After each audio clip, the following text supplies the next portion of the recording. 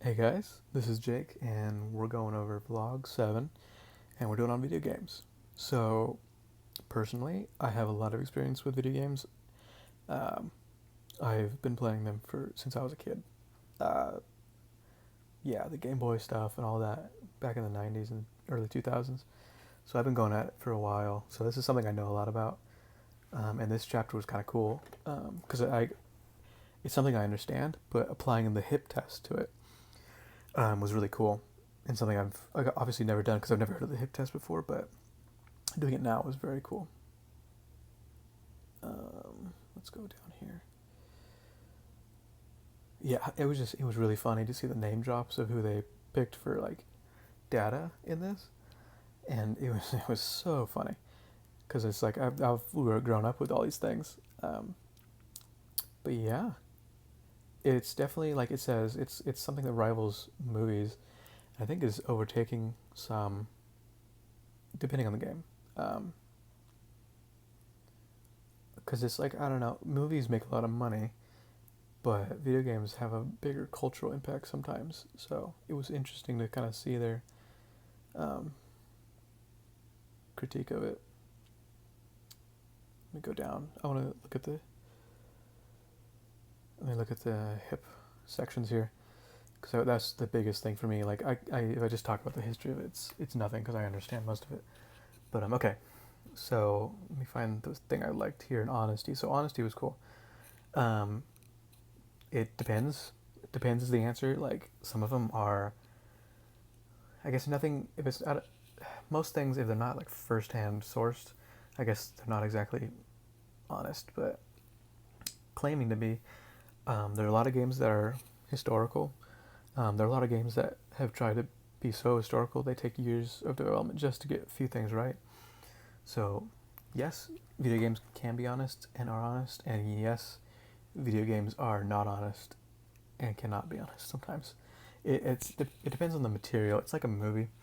If it's this is a real story, or we got as close as we could to the real thing, then yeah, it's being honest. But if it's says if it doesn't say like if it's a game that's about fantasy stuff or like not historical stuff, or they don't claim something for what it is, eh, yeah, it's not honest. So I thought it was cool. Like they had that juxtaposition there. Let's go to Independence here. There was something in Independence that was cool. No, they're not exactly independent. Um, so the company makes a game. Not many companies self-produce. They do more so now, but back when I was growing up and kind of like my early teens, producers ran the market. And when you have that situation, um, you are not independent.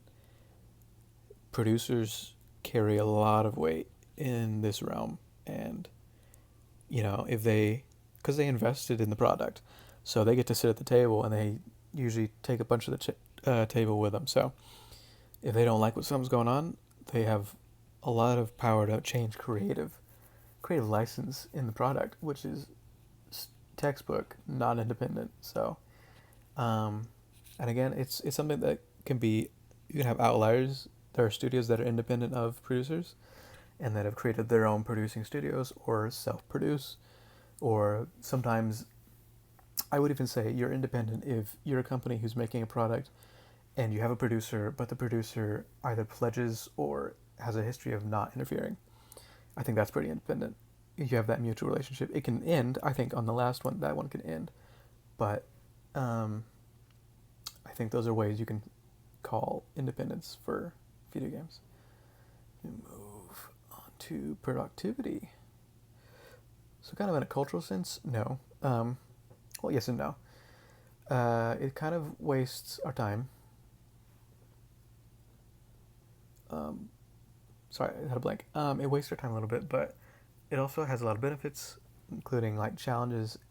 You learn a lot, uh, and you get some physical skills. Your hand-eye coordination is much better than those who don't. So, but I think overall, I think personally, I think they're productive.